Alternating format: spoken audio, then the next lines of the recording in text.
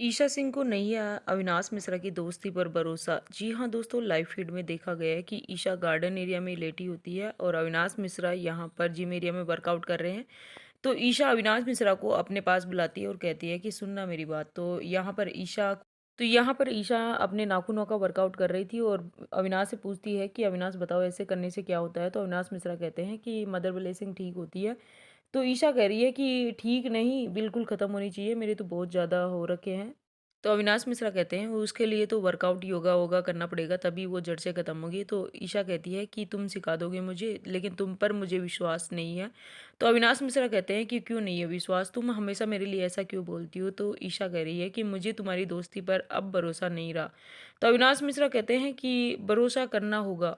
अगर गेम के लिए तुम्हारा भरोसा टूट रहा है तो कोई बात नहीं, मुझे इससे फ़र्क नहीं पड़ता।